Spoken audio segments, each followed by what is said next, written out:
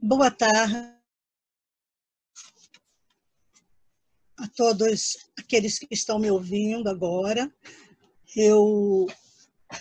Quem me conhece sabe que eu me chamo Kátia Faria e nós vamos dar continuidade à nossa aula de Joana de Ângeles, das obras de Joana de Ângeles. Por quê? Para a gente não ficar muito atrasado, a gente não se perder muito, senão daqui a pouco as pessoas esquecem, e quem é do grupo de Joana está me perguntando se não vai ter mais, as pessoas estão... Que nós vamos continuar hoje, mas nós vamos iniciar no livro Ser Consciente, que eu já estava aplicando na primeira turma, na turma das 5 horas. A turma das 19 atrasou muito com plenitude. Falta só um pouquinho. Então, como eu não vou ter 2 turmas, não pode, a gente vai juntar as 2 turmas. Então, eu vou recomeçar para o turno das 5 horas. E começar para o turno das 19 horas, que é o Ser Consciente.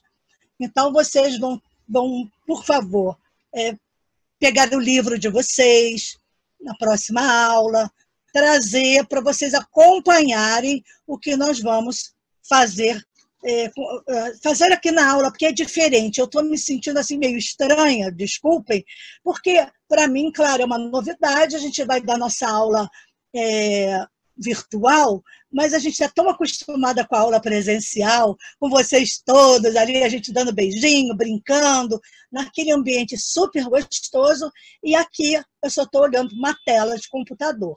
Então, eu vou fazer tudo para que seja uma coisa leve, que não seja pesado, que a gente possa entrar numa harmonia entre todos, porque acredito que poderão vir outras pessoas que não são da turma, mas que agora vão aproveitar essa oportunidade, e aí a gente vai tentar enxugar um pouco mais, agora críticas, se vocês tiverem coisas para falar, pedindo alguma explicação, mas como é gravado, eu não vou poder responder ao vivo, mas deixem aí embaixo, toque no sininho, dê um like, fala aí, quero falar contigo depois, eu respondo. E o que for alguma coisa que não seja de interesse de todos, eu posso responder no privado, tá bom? Então, nós vamos iniciar com aquela nossa página que sempre nós aproveitamos, nós vamos começar o Pão Nosso,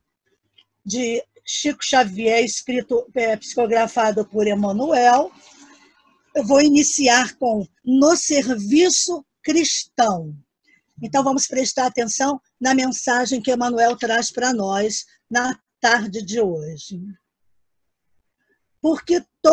No serviço cristão, porque todos devemos comparecer ante o tribunal do Cristo, para que cada um receba segundo o que tiver feito, estando no corpo o bem ou o mal. Paulo, 2 Coríntios 5:10. Emmanuel diz o seguinte, sobre esse versículo aqui. Não falta quem veja no Espiritismo mero campo de experimentação fenomênica, sem qualquer significação de ordem moral para as criaturas. Muitos aprendizes da consoladora doutrina, desse modo, limitam-se às investigações de laboratório ou se limitam a discussões filosóficas.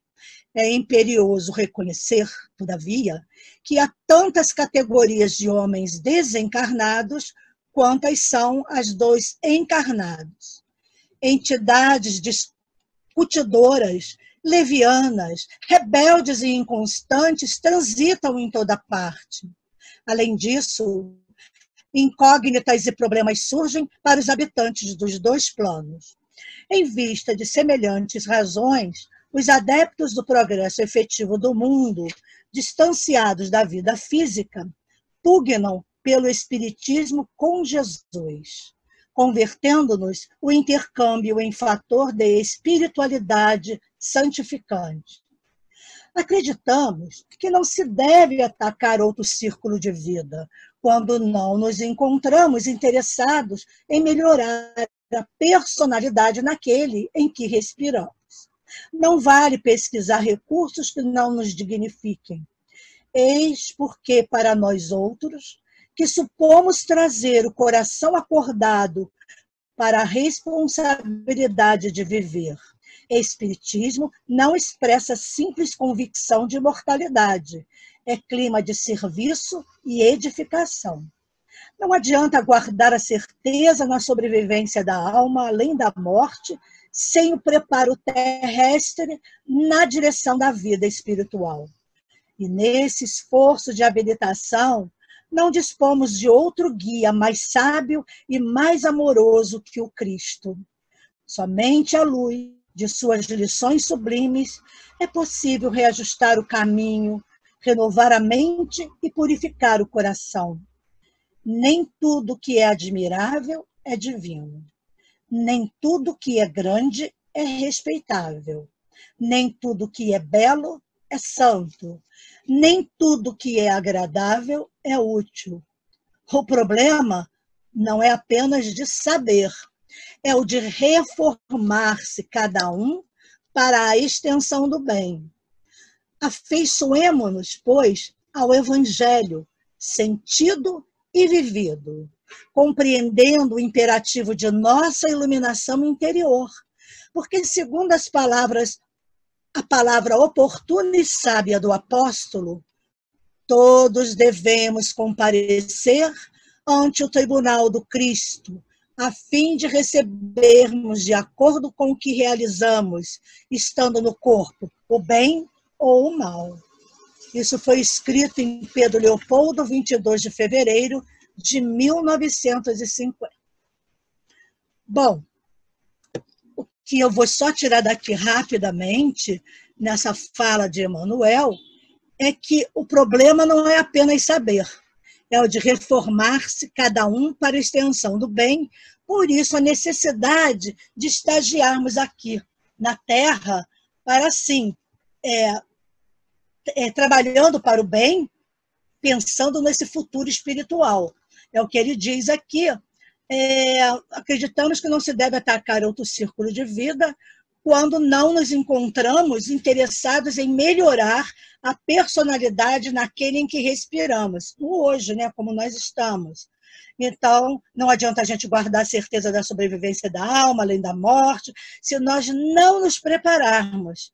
E é nesse esforço de habilitação que a gente vai ter como guia o sábio mais amoroso, que é o nosso Cristo Jesus. Então, vamos fazer a nossa prece de início, levando os nossos pensamentos nesse momento a Jesus, nosso mestre, nosso guia, o farol de nossas almas, suplicando a Jesus a assistência amorosa dos nossos amigos espirituais. Pedimos a esses amigos queridos, que sempre estão apostos em nossos trabalhos, que tenhamos uma aula tranquila, de fraternismo, uma aula de harmonia, que possamos transmitir, através das palavras da nossa querida e amada Joana de Ângeles, a veneranda, a nossa querida mentora do grupo, mentora de todos os grupos de estudos de Joana. Pedimos que a sua falange bendita esteja conosco, acompanhando esse trabalho e abençoando cada um que estiver vendo e ouvindo. E assim, damos por iniciada a nossa reunião da tarde de hoje, dizendo todos, graças a Deus. Bom, então vamos lá. Vocês sabem que eu sempre gosto de fazer um pouco da fala, da introdução, que ela fala um pouco do livro, do porquê, não é? Do que ela escreveu, quais são os objetivos. Então, eu resolvi fazer uma coisa hoje, diferente um pouquinho, que o nome do livro é O Ser Consciente. O que é ser consciente? O que é consciência? Vamos lá no livro dos Espíritos, na questão 621. Quando Kardec pergunta aos amigos espirituais, onde está escrita a lei de Deus? Os espíritos são simples em responder, na consciência. O que é consciência, então? Não é? Está dentro de nós, mas aonde? Na neurociência, ela diz que é a janela através da qual nós compreendemos. Isso já é uma fala mais científica.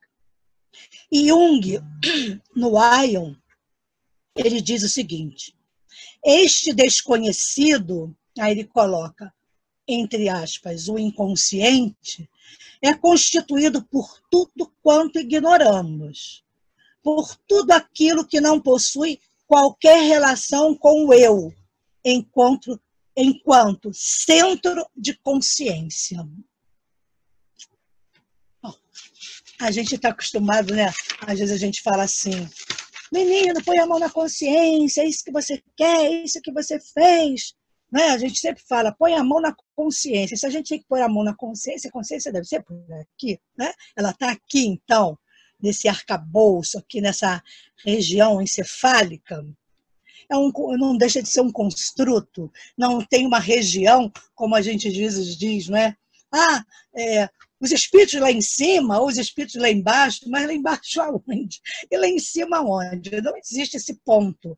É para a gente ter referência de que o alto é o mais sublime, o baixo seria um pouco o mais inferior, só isso, mas não tem um baixo da Terra e em cima da Terra, acima da Terra, né? Não tem isso. Então a gente tem que começar a compreender, ter consciência que isso tudo faz parte de construtos, para que a gente possa ter um entendimento. Jung diz em tipos psicológicos que, por consciência, entendo a referência dos conteúdos psíquicos ao eu, enquanto assim for entendido pelo eu. Por quê? Porque uma coisa, esse eu, esse é o ego, e se o ego não quiser reconhecer, eu não consigo enxergar. Quem dá autorização para eu ter consciência é o ego. Se eu não quiser ver, eu não vou ver. Eu não aceito aquilo e, pum, apaga. Entendeu? Então, mais ou menos é isso que eu queria só iniciar falando do ser consciente, porque a Joana, nós já estamos acostumados, já é a 4ª vez que eu dou esse livro. Então, a gente vai apurando, e todas as vezes que a gente relê, parece que é a primeira vez, porque a gente vai digerindo, a gente vai assim, saboreando aos pouquinhos as palavras, e amadurecendo-as, vamos compreendendo-as melhor. E é isso que aconteceu comigo depois de estudar 4 vezes. Eu sinto que eu já mudei alguns pontos meus, estudando, pesquisando, e a gente vai encontrando outras formas de ver e compreender. A Joana começa a falar o seguinte, na introdução do livro. Ela diz, esmagados por conflitos que não amainam de intensidade. O homem moderno procura mecanismos escapistas, em vãs tentativas de driblar as aflições, transferindo-se para os setores do êxito exterior, do aplauso e da admiração social, embora os sentimentos permaneçam agrilhoados e ferreteados pela angústia e pela insatisfação. Então, quando ela diz que estamos esmagados por conflitos que não amenizam de intensidade, o homem, nós vamos procurando mecanismos escapistas. Que mecanismos escapistas seriam esses, não é? São as nossas bengalas psicológicas. A gente vai procurar numa formação ou num trabalho material, em algo para ganhar dinheiro, eu vou driblar essa angústia e a minha insatisfação com coisas, geralmente. Porque quem ainda não tem consciência de estar aqui encarnado, que aqui nós temos um objetivo, que nós temos um porquê estarmos aqui, nós vamos fugir muitos fogem para o álcool, para as drogas mais pesadas, para o sexo, para a comida, mas tudo com desequilíbrio. As drogas não é nem equilíbrio nem desequilíbrio, é uma doença, o alcoolismo é uma doença que a gente tem que tratar. E é muito triste esse tipo de compulsão, assim como todas. Não é? Eu não estou dizendo mais ou menos, não é julgamento, mas assim, o sexo excessivo também é uma compulsão, é doença também, e a comida, comer compulsivamente. Então, tudo que é aquilo que a gente tenta fazer para apagar, para driblar um sentimento que a gente não sabe o que fazer com ele, a gente escapa por alguma coisa, uma bengalinha que a gente pega para se escorar. Então, a Joana diz que as realizações externas podem acalmar as ansiedades do coração, momentaneamente. Não pode erradicá-las. Razão porque o triunfo externo não apazigua interiormente. Quantas vezes nós vemos pessoas que conhecemos, pessoas públicas, até artistas, que são bem-sucedidos, que têm sucesso, e às vezes a gente vê na manchete que teve uma morte por droga, não é? Se suicida, porque se sentia insatisfeito, não se sentia interiormente bem com ele mesmo. Pessoas anônimas também fogem dos problemas, de enfrentar os problemas, justamente fugindo para esses falsos prazeres, essas falsas alegrias. Aí chafurda no álcool, e vai para a esbórnia, e faz o que acha melhor para fugir. Ela não quer pensar naquele problema. Mas quando chega em casa, na sua solidão, consigo mesmo, chega em casa e se vê sozinho, volta toda aquela angústia, toda aquela ansiedade e até a depressão.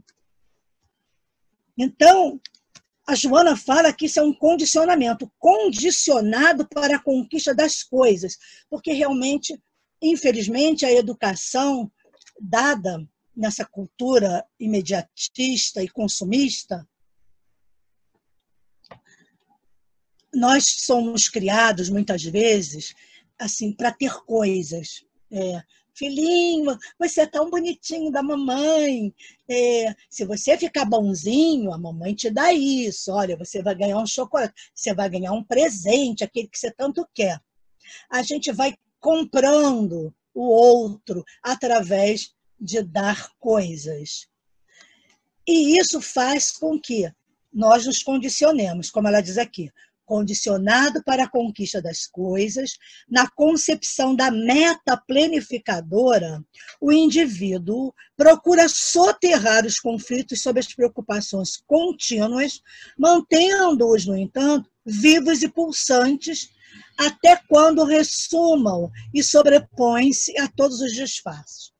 Vai chegar um momento que isso vai trazer um conflito grande, ele vai externalizar isso que a Joana está dizendo aqui. Chega um momento que a gente não aguenta enfiar lá no porão, que a gente vai falar depois disso, de sombra, mas a gente vai colocando lá no porão da alma, vamos carregando a sacola, como dizem muitos analistas, vamos colocando tudo dentro da sacola. Mas a sacola vai enchendo de uma tal forma que chega um momento que é preciso colocar para fora. Eu não vou dizer bem como, no sentido agora que eu vou fazer uma associação, quando a gente come demais, se passar mal, faz o quê? Bum! Põe tudo para fora. A mesma coisa que acontece quando vamos socando as coisas na sacola. E o que acontece? Desencadeamos sofrimentos e perturbações devastadoras, porque não adianta mais disfarçar aquela falsa alegria, aquele falso bem-estar. Aí vem as perturbações, aí vem através de sintomas.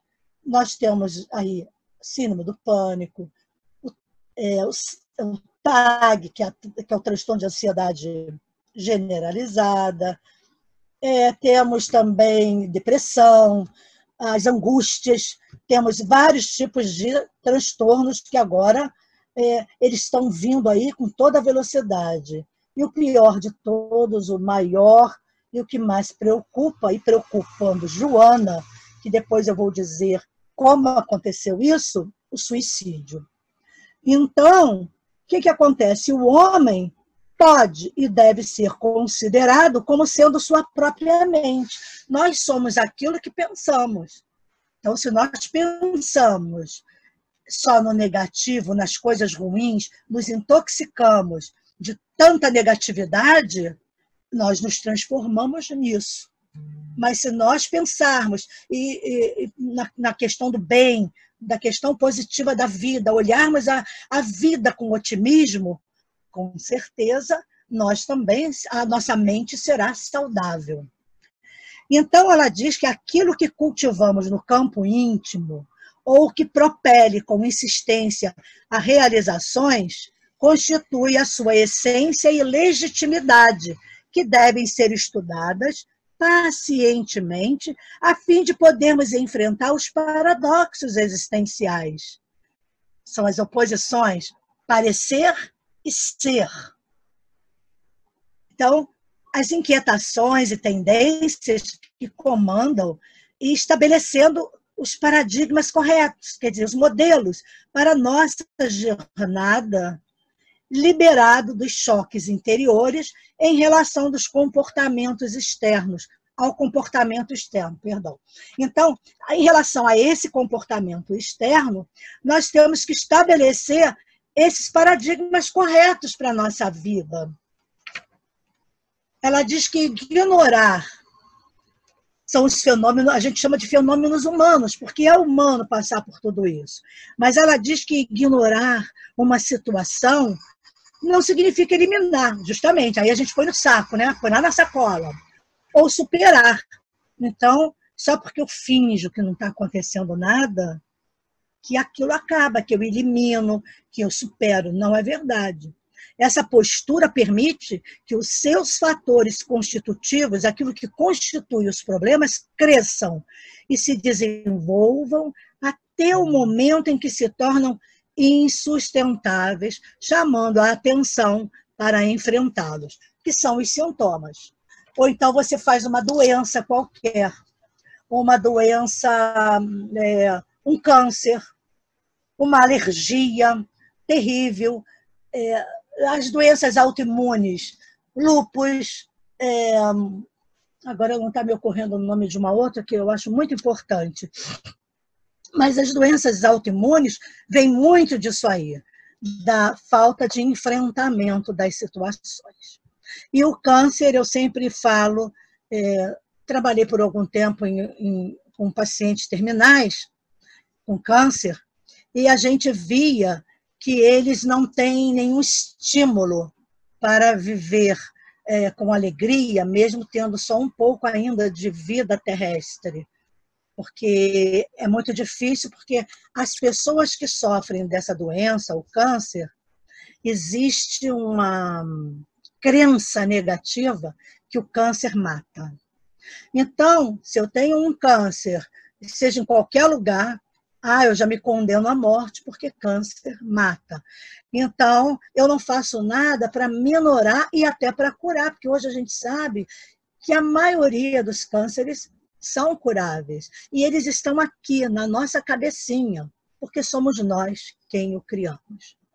Num trabalho de formação de pós-graduação que nós tivemos oportunidade de fazer em clínica no Instituto de Hipnose brasileira, nós fizemos um trabalho falando da hipnose como um instrumento, não de cura, porque a gente não pode usar essa palavra, então você fala, eu usei a hipnose como adjuvante no tratamento oncológico. Por quê?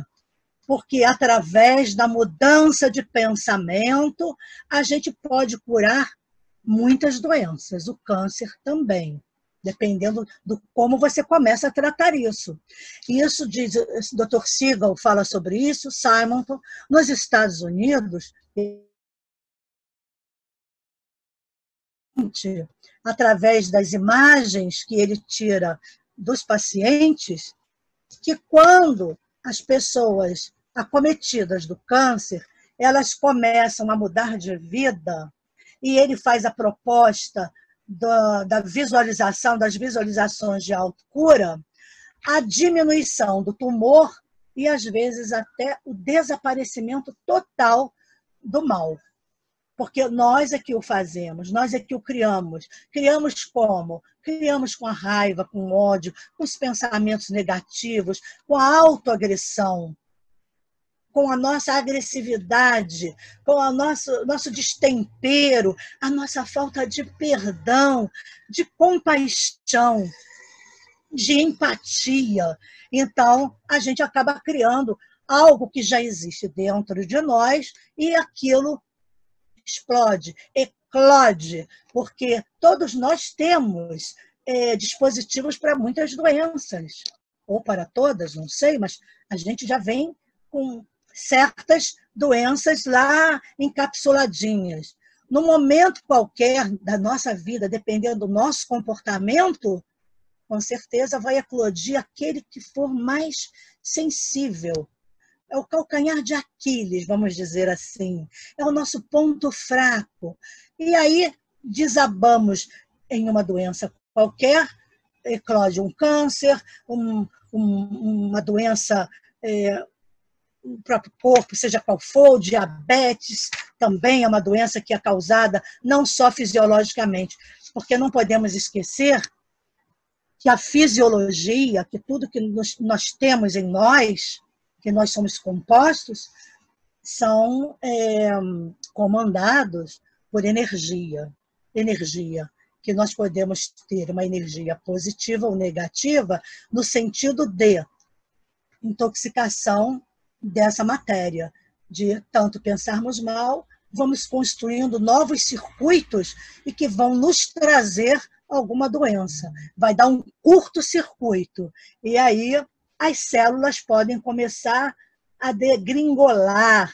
Eu sempre até falo, para ficar mais leve, né? Como a gente sempre trabalhou com saúde mental, com transtornos mentais, uma vez eu conversando com a psiquiatra, que nós estávamos fazendo plantão no hospital psiquiátrico, e ela disse, estávamos conversando, não estávamos atendendo ninguém, aí nós estávamos falando sobre a questão do câncer, das doenças autoimunes e de fazer o próprio transtorno mental, abrir uma esquizofrenia, que a gente já traz, mas se isso, a partir da puberdade, isso pode começar a eclodir. De qualquer transtorno, eu falei para ela que do câncer eu achava interessante, que aí eu fiz a comparação, a associação do câncer com a loucura, porque justamente é como se as células enlouquecessem, elas dão um curto-circuito e começam a se propagar enlouquecidamente, que o organismo não consegue deter, que os nossos linfócitos, as células de defesa, elas não conseguem combater pelo enlouquecimento da célula. Ela achou assim, muito legal a comparação, porque eu gosto de fazer associação com tudo, como toda ericksoniana, eu gosto de fazer comparação e associação para as pessoas entenderem melhor. E elas entendem bem quando a gente fala uma história, compara com alguma coisa, fica muito didático. Então, eu tenho essa percepção do câncer sendo isso, um surto psicótico, mas sem volta. Ou, se nós não deixarmos que a parte negativa, a crença negativa nos envolva, podemos retroceder isso, podemos retroagir um tumor. com provas científicas na clínica Simonton, nos Estados Unidos, dos tumores com os exercícios de visualizações. Nós vamos falar disso mais tarde, porque vocês sabem que quando nós terminamos, sempre fazemos uma visualização terapêutica.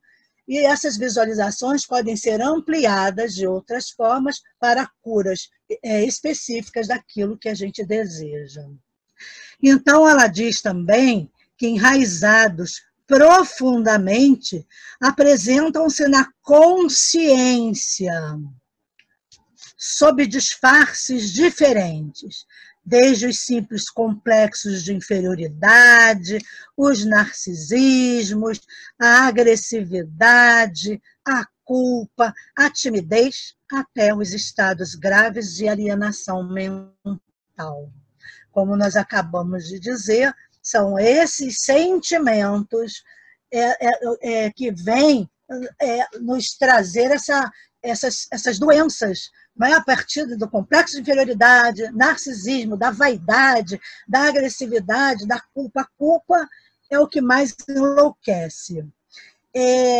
Na faculdade, eu me lembro, eu gosto de contar história, né? Todo mundo sabe. Na faculdade, nós dávamos uma cadeira de psicopatologia e a professora, ela era também perita de presídio, de avaliação, essas coisas. E ela disse que, com a observação dela, nós estávamos falando sobre culpa, ela estava falando sobre isso, e ela disse uma coisa muito interessante. Ela disse que a culpa enlouquece.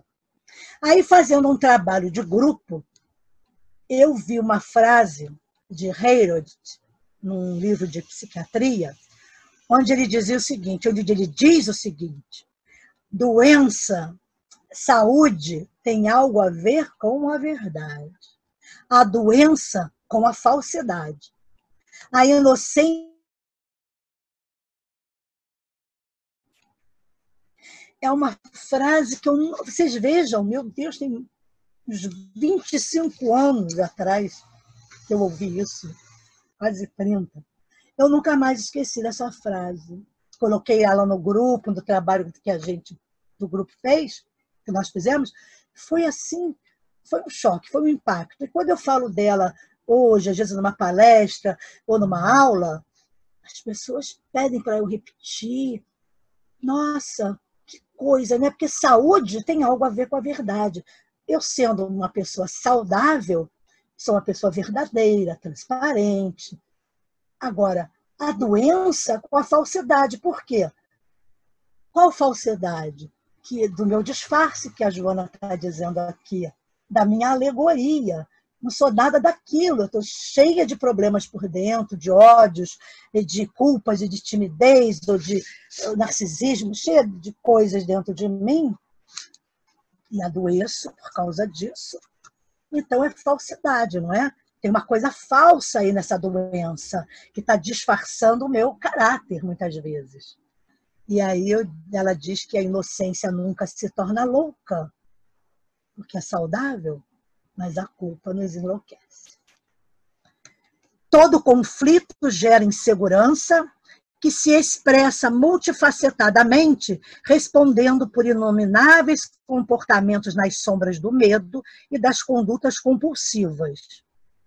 Suas vítimas padecem situações muito afligentes, tombando no abandono de si mesmas, quando as resistências disponíveis se exaurem. Nossa, não aguento mais. Então, ela diz que o ser consciente deve trabalhar-se sempre, partindo do ponto inicial da sua realidade psicológica, aceitando-se como é e aprimorando-se sem cessar. O que significa isso? O que ela está dizendo é sermos honestos. Simplesmente. A partir do ponto de vista da nossa realidade psicológica, eu vou me aceitando como eu sou e vou me aprimorando. Agora, aceitar-se como é, não é conivir. Não é ser conivente com os meus erros ou com os dos outros, mas é ser honesto, aceitando aquilo que eu sou nesse momento, como eu estou, e começar a melhorar, aprimorar, aprimoramento incessante. somente consegue essa lucidez que se autoanalise, disposto a encontrar-se sem máscara e sem deteriorização. Então, somente consegue essa lucidez aquele que se autoanalise. Então, se eu faço uma autoanálise minha, se já tenho uma certa maturidade, eu posso me autoanalisar, começar a perceber que eu estou deslocada daquele lugar, naquele momento, por algo meu. Isso não é do outro, é meu. Então, no momento em que eu começo a tirar a minha máscara, sem deteriorização, quer dizer, sem ela estar podre, estragada, aí sim, eu estou disposta a me encontrar. A máscara todos nós usamos. Vamos falar um pouco disso mais lá para frente. Joana fala disso o tempo todo, da sombra, das máscaras. Ela se utiliza da terapia analista com Jung. A Joana de Ângeles, do que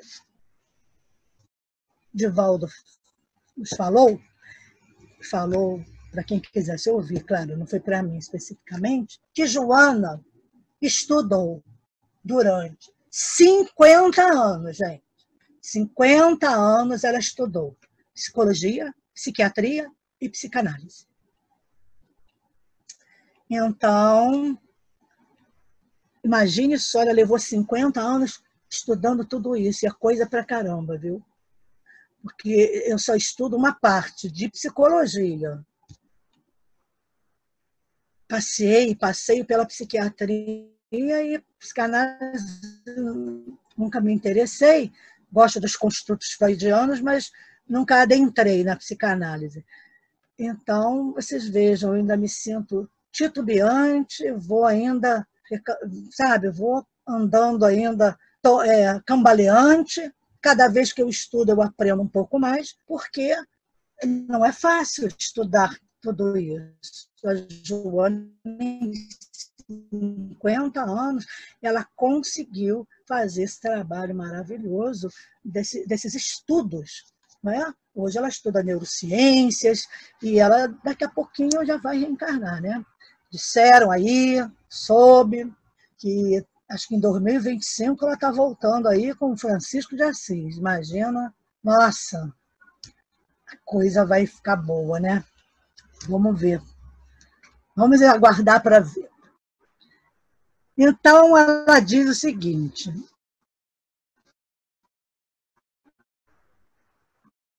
que quando a gente não se julga, nem se justifica, nem se acusa, a gente já está num caminho muito legal quando eu assumo para mim mesma as minhas dificuldades. E quanto para mim é difícil, muitas vezes, a pessoa reconhecer que quanto para ela é difícil a fama do outro, o sucesso de alguém, o casamento de alguém. Nossa, para se autoanalisar e chegar-se à conclusão de que eu sou invejoso, eu sou invejosa, tem que ter muita coragem. Que eu desejo mal ao fulano porque ele tem tudo e eu não tenho nada, tem que ter muita coragem, muita honestidade. Bom, depois ela diz também que a identificação segue-se o trabalho da transformação interior para melhor, utilizando-se dos instrumentos do autoamor, da autoestima, da oração que estimula a capacidade de discernimento, da relaxação que libera as tensões, da meditação que faculta o crescimento interior. Então, ela vai dizer aqui, ela vai nos dar as técnicas que nós temos para nos conseguir esse trabalho de transformação.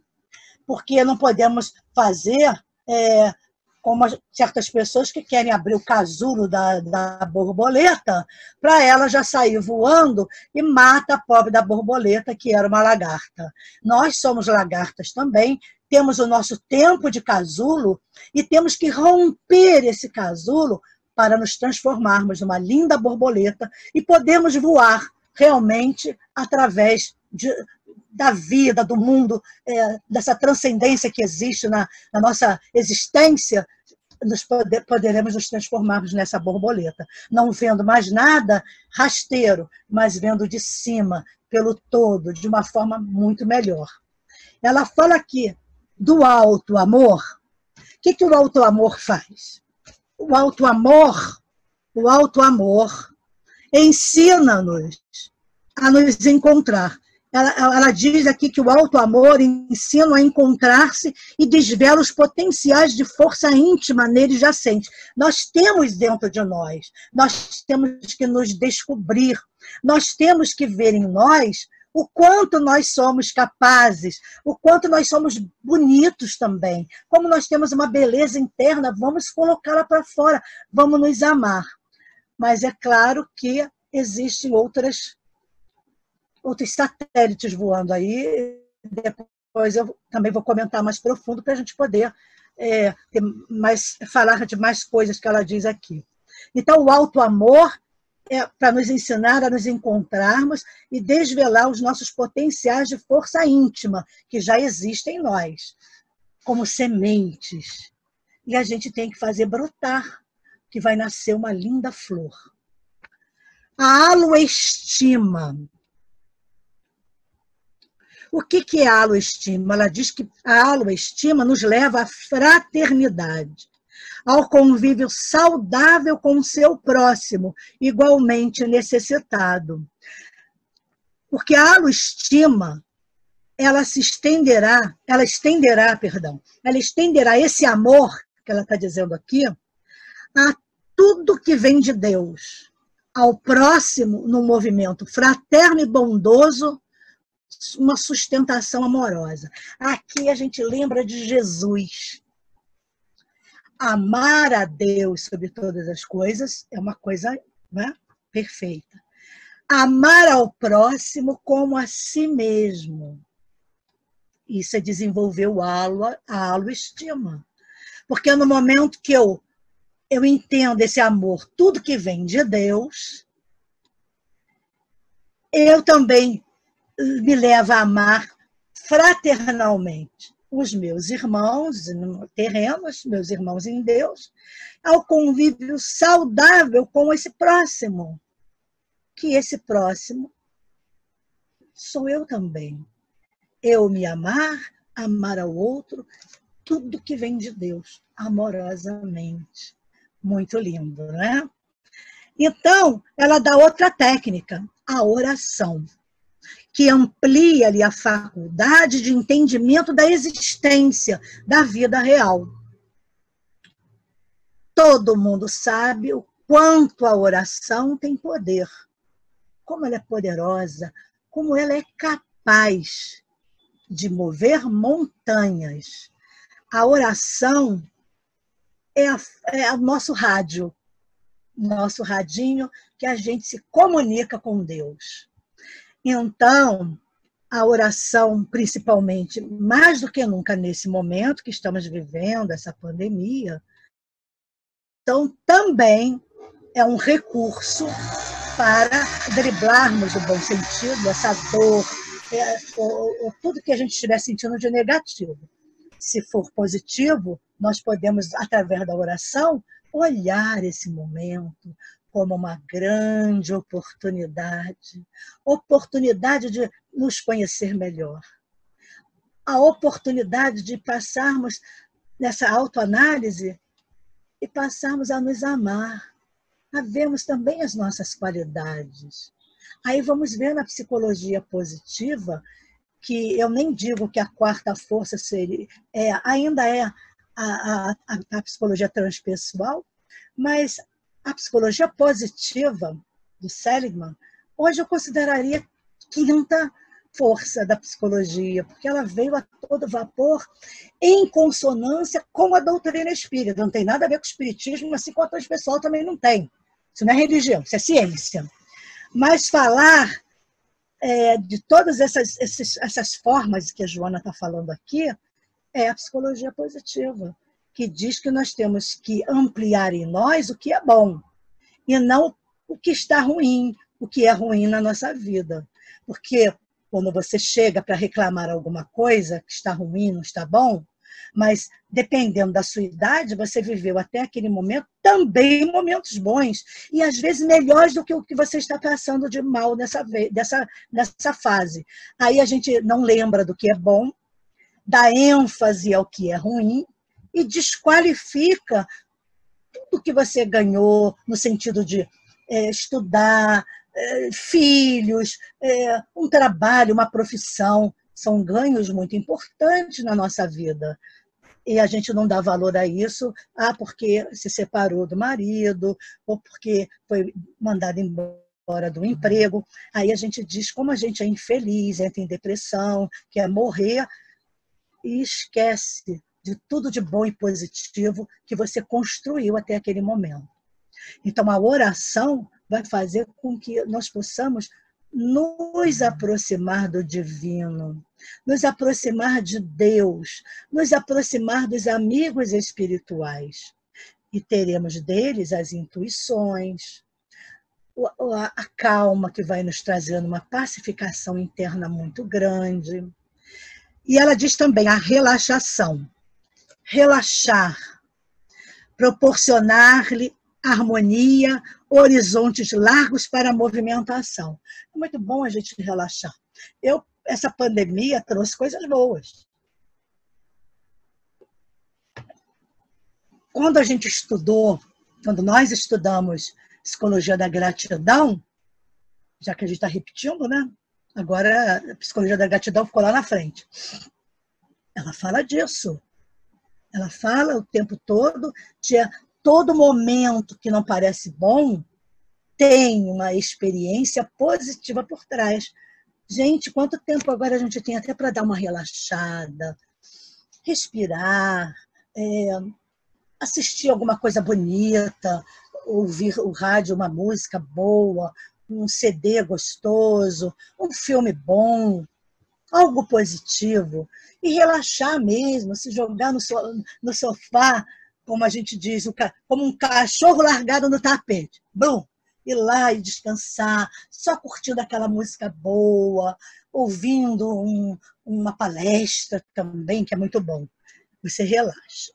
Mas tem uma outra coisa que é diferente de relaxação, que é a meditação, que nos ajuda a crescer de dentro para fora, realizando-se em amplitude e abrindo-lhe a percepção para os estados alterados de consciência. E justamente é o que a psicologia transpessoal fala, é o que ela investiga, os estados alterados de consciência, e ela vai falar aqui um pouquinho dessa introdução da psicologia transpessoal. Então, a meditação me trouxe, para mim, essa pandemia me trouxe muitas revelações. Estou aprendendo pra caramba. A gente acha que sabe tudo, né? Só porque tem mais de 60, não preciso dizer os detalhes. Depois de 60, a gente se acha quase a sábia da Grécia. Nada, cada vez eu me convenço que nada sei mesmo. Então, eu passei a meditar.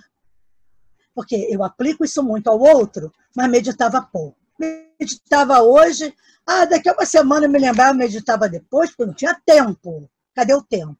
A pandemia me fez reaprender as técnicas de meditação e eu estou meditando todo esse tempo. E abre realmente a nossa percepção para estados alterados de consciência.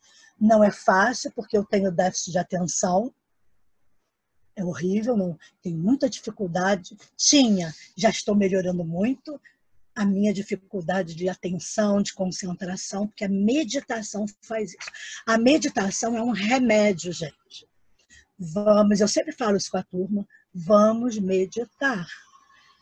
Eu já não consigo mais ficar sem meditar.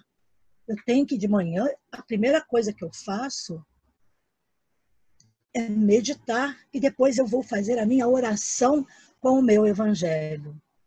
Sempre as respostas do evangelho vêm de acordo com aquilo que eu estou conversando com o amiguinho aqui espiritual, né, o nosso anjinho guardião, com Deus, porque a gente tem que conversar com Deus, não tem que ter medo de sentar e falar com Deus, não orando coisas decoradas, mas conversar com Deus de filho para pai. Aí, pai, a coisa coisa tá boa não, eu tenho ficado com medo, estou com medo, eu estou com medo de perder meu emprego, e falar para Deus das suas dores íntimas. É um alívio imenso. Então, quando a gente está orando e meditando, depois da meditação, porque também foi um conselho de Joaninha. Todo mundo sabe que eu sou muito íntima. Eu gosto de falar Joaninha. A nossa Joaninha fala que ela perguntou ao Divaldo que ele não estava com tempo de ler. Ele disse para ela, realmente eu estou sem tempo mesmo. Mas ela disse uma coisa sensacional, que cada vez eu vejo mais, o que é um espírito espírita. Joana de Ângeles diz para ele, tudo bem, não tem problema nenhum. Agora, o que você não pode é deixar de ler todos os dias uma página de Kardec. Pegou pesado. Por quê? Porque a gente não pode abandonar os estudos, abandonar a leitura, que é o nosso alimento, é o alimento da alma. Então, eu todo dia, aí eu fui seguir o conselho dela, e tem sido ótimo. Estou mais concentrada, com mais disposição, e me sentindo mais conectada. Gente, é maravilhoso a gente se conectar mais com o nosso querido mentor, com o nosso amiguinho espiritual, com os nossos amigos espirituais. Então, tem sido uma experiência maravilhosa e que todos podem seguir, todos, independente de qualquer coisa.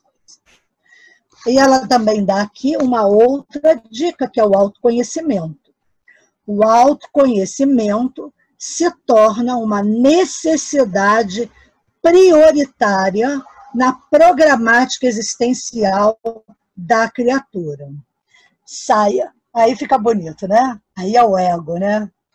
Sair do lago do ego e mergulhar no oceano do self, que é o nosso eu superior, como a gente chamaria também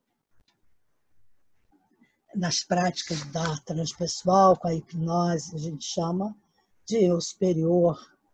Então, você entrar em contato com o teu eu superior é sair desse lago do ego, que a gente fica mergulhado, e mergulhar no oceano do self.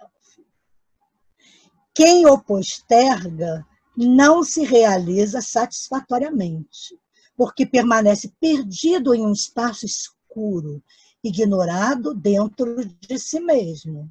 Ficar lá enfurnado na sombra, né? Então a gente precisa trabalhar o quê? O autodesenvolvimento. Aí ela diz que foi necessário que surgissem a psicologia transpessoal e outras áreas doutrinárias com paradigmas bem definidos a respeito do ser humano integral, para que se pudesse propor à vida melhores momentos e mais amplas perspectivas de felicidade.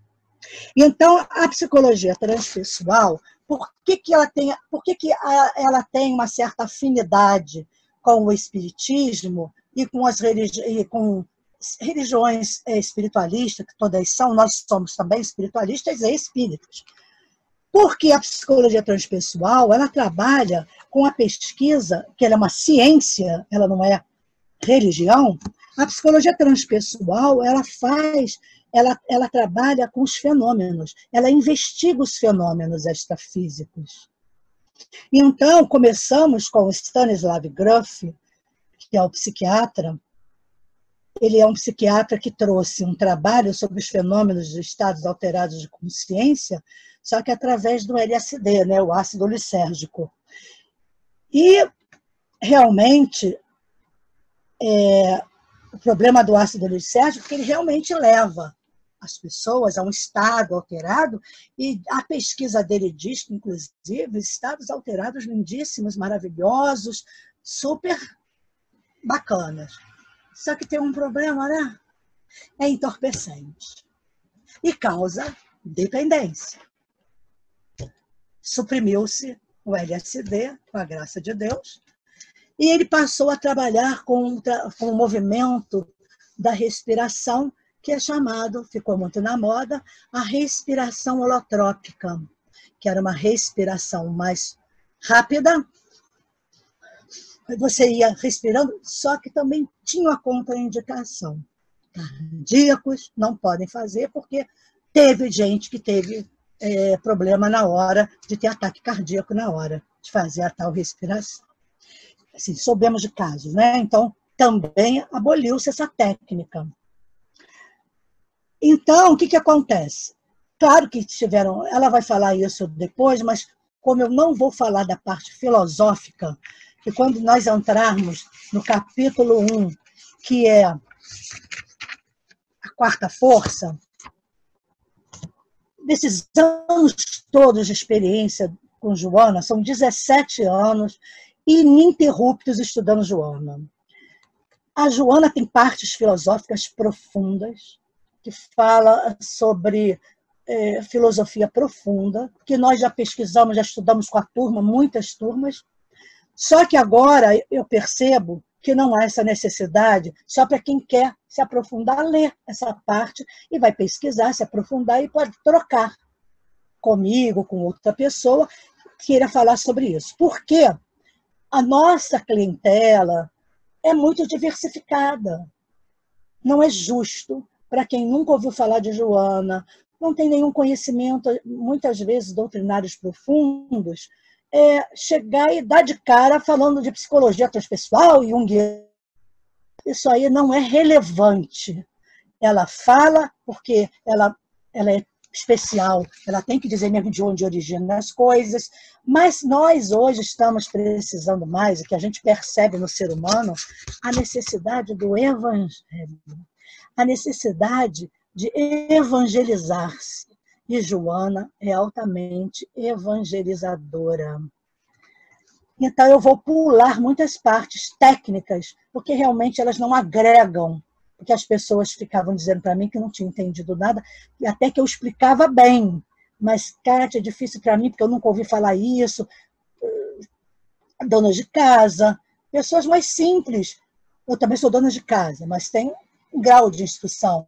Tem gente que só se dedica à casa, muito bem, são maravilhosas, pessoas inteligentíssimas, mas não conhece essa área. Quem é da área da matemática, a área da economia, essas áreas técnicas, quando assim, fala dessas coisas, elas ficam impressionadas, não sabem, têm dificuldade. Muitas acabam desistindo porque acham chato. Então, eu não quero mais aprofundar nessas áreas para não causar nenhum problema. Mas como ela está falando aqui que foi necessário que surgissem a psicologia transpessoal, a respeito do ser humano integral, quando ela fala aqui da contribuição da parapsicologia com Heine, com a psicobiofísica com o nosso grande querido Hernani Guimarães Andrade, e a psicotrônica, que trouxeram com o trabalho das vozes, de gravações, de espíritos, isso foi muito bom. Por quê? Porque a psicologia transpessoal é um ramo da psicologia ciência, que é a ciência também, a transpessoal, para falar desses fenômenos. A psicologia precisava passar a pesquisar os fenômenos, tudo que ocorre na natureza. Nada é acásico. Então, a psicologia transpessoal trouxe esse autor, claro que começou com Maslow, vem começando com um monte de gente boa, mas ela vai se abrindo para a economia, ela abre para a sociologia, ela abre para a história. A psicologia transpessoal, ela atravessa vários saberes. Então, então, vamos lá. Então, não tem nada a ver com religião, tá? É só por isso. A afinidade é porque ela trabalha e investiga os fenômenos mediúnicos. Só. Como a parapsicologia. A parapsicologia, os parapsicólogos, Heine, não queria que a parapsicologia fosse igual à psicologia, fosse uma ciência, não. Sempre foi considerado, por quem estuda parapsicologia e é parapsicólogo, um braço, vamos dizer assim, da psicologia, onde aprofunda o estudo desses fenômenos. Bom, aí foi ampliando os horizontes do homem, claro. Com todo esse conhecimento, foi se ampliando, foi proporcionando ao homem um encontro com as dimensões, várias dimensões da vida e as possibilidades extrafísicas de quê? De realização, que estavam lá, permanecendo soterradinhas, sob os escombros do inconsciente profundo, ou adormecida nos alicerces da consciência. E quando tudo isso vem, essa pesquisa eclode, vem para onde? Ela vem para a consciência. Aí eu tomo conhecimento, tomo consciência do porquê que eu estou aqui, porquê da vida. Eu começo a ter noção do que transcende a matéria. Ela diz também que, antes de todas essas disciplinas psicológicas e doutrinas parapsíquicas, o Espiritismo descortinou para a criatura a valiosa possibilidade de ser consciente, concitando-a ao autoencontro e à autodescoberta a respeito da vida além dos estreitos limites materiais. Foi isso que fez, é o que está fazendo. Assim como a psicologia positiva, que Joana me induziu a fazer, eu nem conhecia essa formação, fiz a pós-graduação em psicologia positiva, e foi o presente que Joana me deu, porque tem tudo a ver com o que a doutrina espírita nos fala, de sermos positivos, no sentido não é de autoajuda, não. O positivo espiritual, aquele que sabe enfrentar as dificuldades, resiliência, os nossos pontos fracos, virtudes, é um espetáculo. Então, veio ao encontro de tudo isso que Joana vem nos apresentando a esses anos todos. Então, o que acontece? Ela diz o seguinte, que perfeitamente identificado com os elevados objetivos da existência terrestre do ser humano, Allan Kardec questiona os espíritos benfeitores. Qual o meio prático mais eficaz que tem o homem de se melhorar nessa vida e de resistir à atração do mal? Eles responderam, um sábio da antiguidade vô-lo disse, conhece-te a ti mesmo. Livro dos Espíritos, questão 919. Então, vamos lá pegar Livro dos Espíritos. Aqui a gente tem que estudar doutrina espírita, hein? Aí o Santo Agostinho, o espírito, né? Ele faz uma consideração muito interessante, que é o conhecimento de si mesmo é, portanto, a chave do progresso individual. Mas direis, como há de alguém julgar-se a si mesmo? Não está aí a ilusão do amor próprio para atenuar as faltas e torná-las desculpáveis? O avarento se considera apenas econômico. O orgulhoso julga que em si só há dignidade. Isso é muito real, mas tendes um meio de verificação que não pode iludir-vos. Quando estiverdes indecisos sobre o valor de uma de vossas ações, inquiri como a qualificaríeis se praticada por outra pessoa. Então, a gente tem que olhar no comportamento do outro aquilo que a gente condena e que a gente faz. Então, se a gente condena no outro, não é bom. Partimos por aí.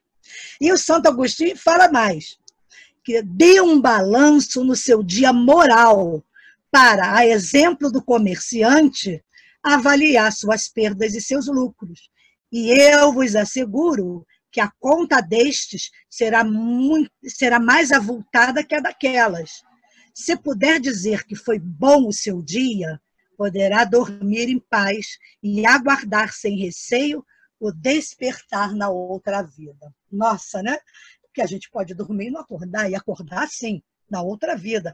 Então, nós temos que ter para conosco essa honestidade, sinceridade, para que a gente possa dormir em paz. E, se tivermos que despertar na outra vida, estarmos em paz, não tomar um sobressalto cheio de culpa, dizendo, nem preparei a minha mala. A nossa mala tem que ser preparada desde que a gente nasce, até o dia de voltar. Então, ela diz que na análise direta e contínua dos atos, o alto amor e o halo amor, quer dizer, o amor ao próximo como a si mesmo, serão decisivos para a avaliação. A oração e a meditação irão constituir um recurso complementar para a fixação das conquistas. Ela diz que quem ora, fala. Então, estamos orando, estamos falando. Quem medita, ouve. Porque ouve mesmo, viu, gente? Meditar, você começa a ter uma percepção mais ampliada e ouve mesmo, dispondo dos recursos para exteriorizar-se e interiorizar-se. Há, no entanto, estruturas psicológicas muito frágeis ou assinaladas por distúrbios de comportamento grave. E, nesses casos, urge o concurso da ciência espírita. Isso é muito importante, hein? Com as terapias profundas que ela dispõe. O que dispõe a ciência espírita? Na casa espírita temos o passe, terapia do passe, terapia da palestra, a terapia dos estudos, a terapia desobsessiva, a terapia da caridade. Nossa, tem coisa beça. E, de acordo com a intensidade do distúrbio, torna-se necessária a ajuda do psicoterapeuta, conforme a especificidade do problema, que será equacionado pela psicologia, pela psicanálise ou pela psiquiatria. E eu digo mais, na grande maioria das vezes, quando o cliente vem, muitas vezes ele está tão comprometido que ele precisa do tripé, que eu digo, que é a psicologia, a psiquiatria e a espiritualidade. Um triângulo. Então, sem esse tripé, muitas vezes a gente não consegue, porque trata lá com a terapia, vai no psiquiatra tomar remédio. Tá, e a parte espiritual fica como? E a parte, você vai tomar o remédio, vai ao centro, faz a parte espiritual, mas é só a parte psicológica mal resolvida. Então tem que haver uma integralidade desse tratamento. Ela diz também que em muitos conflitos humanos, entretanto, ocorrem interferências espirituais variadas, gerando quadros de obsessões complexas, para os quais somente as técnicas espíritas alcançam os resultados desejados, por se tratarem esses agentes perturbadores de entidades extracorpóreas, porém portadores dos mesmos potenciais das suas vítimas, sentimentos e emoções, inteligência e lucidez, experiências e vidas. Então, nós já falamos, né? Agora, anteriormente, falamos do tratamento para toda essa problemática das interferências espirituais. Então, ela traz um perfil psicológico do ser consciente. A gente já vai encerrar. Ela diz que o ser consciente ele é austero, mas não é raivoso. A pessoa austera, ela pode mostrar ser amigável, ser dócil, ser amorosa, não é? O austero não é carrancudo. Ele é austero no seu comportamento, mas ele não pode ser com as pessoas no sentido agressivo. Mas, como ela diz, sem carranca. É jovial, porém sem vulgaridade. Muito interessante, porque aqui ela chama atenção que, mesmo com a minha idade, mesmo sem ser mais uma adolescente, nós podemos continuar joviais. Eu sou super brincalhona, a gente ri muito no grupo, é muito engraçado, é isso que faz a leveza. Eu também rio, mas na hora que tem que ser sério, a gente corta e vamos lá. Mas a gente tem um momento de brincar, no bom sentido, de falar coisas gostosas, alegres. Ser jovialidade, a vulgaridade é outra coisa. Ser jovial não é ser vulgar. Falar coisas chulas, ter um comportamento vulgar, a gente tem que prestar atenção. É complacente, no entanto, sem conivência. Como nós havíamos falado também antes, que não é porque a gente se entende a nossa pequenez, entendemos a do outro, que nós vamos ser coniventes com o erro. É bondoso, todavia sem anuência com o erro. Bonzinho. Eu sou bom. Ele é tão boazinha, pode estar tudo uma porcaria, tudo dando errado. Mas ela nem briga, porque ela é muito boazinha. Essa pessoa está precisando de atenção e de ser gostada. Ela tem que se trabalhar numa terapia, porque ela não é bondosa, ela é boazinha. Então, fora. Ajuda e promove aquele que lhe recebe o socorro, seguindo adiante sem cobrar retribuição. é responsável e não se permite o vão repouso enquanto o dever o aguarda. O vão repouso não é dizer que quem é espírita não, ou quem tem religião não pode repousar. O sono faz parte da saúde da gente. Se a gente não dormir, a gente adoece e morre. Então, o repouso aqui é enquanto o dever aguarda. Ah, hoje eu não vou hoje para a Joana, não. Ah, porque eu estou tão cansada, eu quero de hoje, eu estou a fim de descansar. Ah, deixa a aula para lá. Ah, hoje eu não vou na desobsessão, não. O que tem, né? Dane-se os espíritos que estão lá me aguardando, né? Hoje eu quero descansar. Então, ela diz que o dever nos aguarda. Temos que ter direitos, mas deveres. Quando a gente se compromete, é o que faz a maioria dos médios que a gente percebe nas casas, que tem tanta formação de saída de médios e médios, mas quando se procura, não acha. Então, tem que ver o que está acontecendo. Conhecendo suas possibilidades, coloca-as em ação sempre que necessário, aberto ao amor e ao bem. Então, ela diz uma coisa que ela vai dizer, que vai falar sempre, e é isso mesmo que nós precisamos para sermos pessoas equilibradas, no sentido de termos consciência, é só o amadurecimento psicológico. Através das experiências vividas, libera consciência do ser. E ao consegui-la, ei-lo feliz, conquistando a terra da promissão bíblica. E consegue mesmo, viu? Conquistar essa terra da promissão, que está lá na Bíblia. Também vamos pesquisar, tá? Então, a criatura que é madura psicologicamente, por causa do quê? Através de quê? Das suas experiências, ela vai tendo essa consciência de si. Ela vai tendo consciência de si e consciência do outro. Ela vai conseguir ser mais feliz. Então, hoje ficamos por aqui. Nós vamos fazer uma pequena visualização terapêutica. E nós vamos, quem tiver do Ser Consciente, pode baixar também, viu, gente? Já tem em PDF. Vamos entrar no homem psicológico maduro. Como os nossos estudos serão aos sábados, nesse momento, virtualmente, serão os sábados às 16 horas, vocês leiam toda essa parte do primeiro capítulo, a quarta força. Vai até definição e ela faz o início, depois definição e conceito, depois ela fala sobre o homem psicológico maduro. Por quê? É muito filosófico, vai falar o tempo todo da transpessoal, de Heine, de Wilber, de Groff, Kubler-Ross, de um monte de autores que a maioria não conhece. Aí o que acontece? Você tem que explicar de cada um traz, é muito confuso e não agrega realmente o que a Joana nos traz de conteúdo da psicologia profunda, que é a psicologia que ela nos traz. Então, aqueles que gostam de conhecer mais, de se aprofundar, leiam e pesquisem. Um pouquinho Heine. Vai lá no computador e olha no pai de todos nós, que é o Google. Vai lá e olha e vê, isso é assim. E vai lendo, vai aprendendo a estudar sozinho. Isso agrega muito. Eu sofri muito no início, mesmo já sendo psicóloga, de estudar Joana de Ângeles. Não foi fácil, não, foi muito difícil. Agora a gente está um pouquinho melhor. Um pouquinho, tá? Porque eu ainda engasgo pra caramba. Então, vamos agora, nesse momento, vamos encerrar.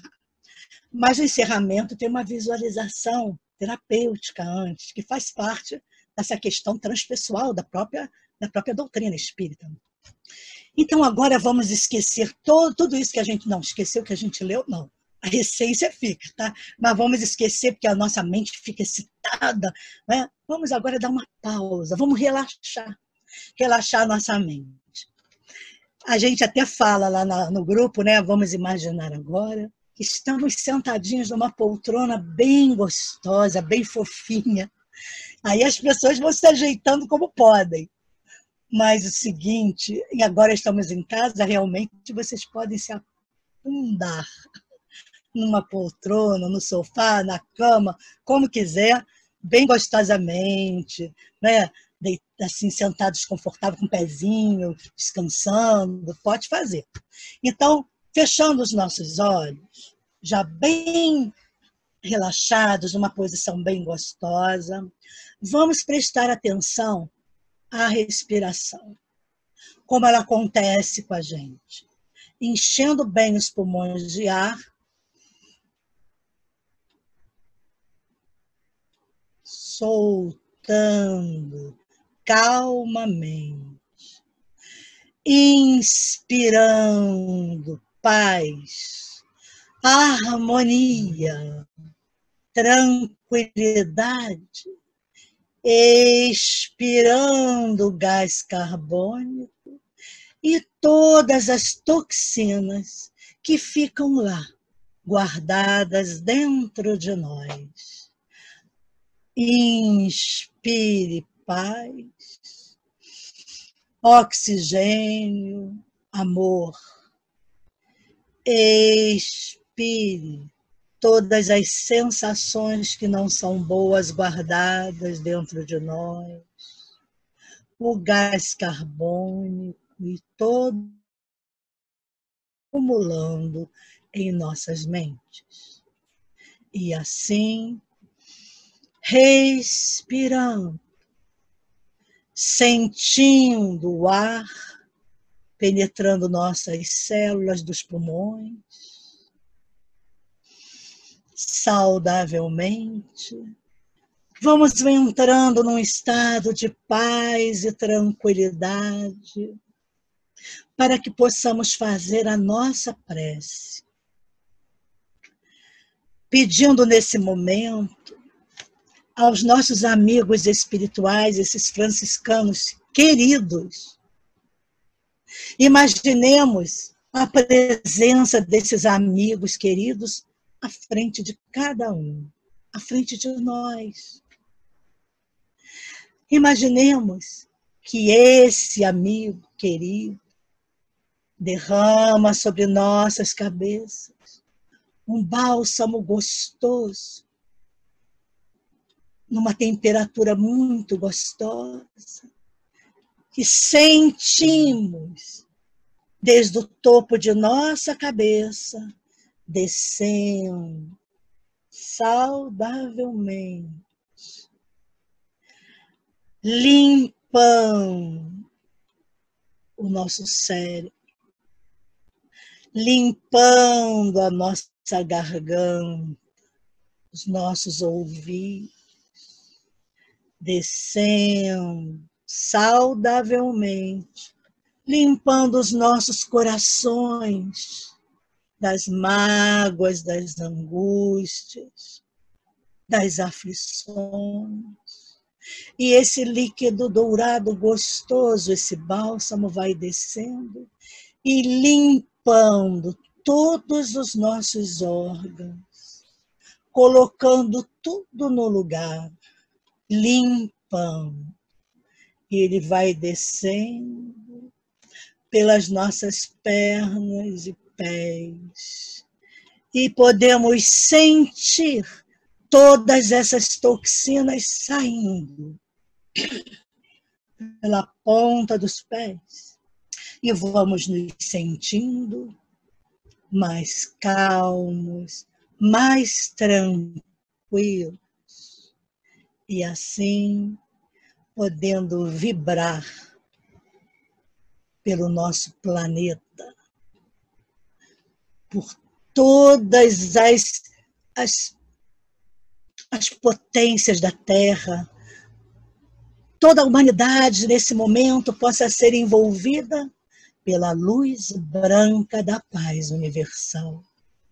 Que essa luz ilumine a nossa Terra, levando fluidos de paz para todos os povos, todas as nações desse planeta, envolvendo todos os governantes, envolvendo todos aqueles que têm a responsabilidade da condução deste planeta em seus territórios, que possam receber nesse momento esse bálsamo de amor, de paz, de união. E agradecendo nesse momento pela paz que estamos sentindo, pelas vibrações de amor que vão sendo derramadas sobre cada um de nós. Vamos encerrando o nosso estudo da tarde de hoje, dizendo todos, graças a Deus.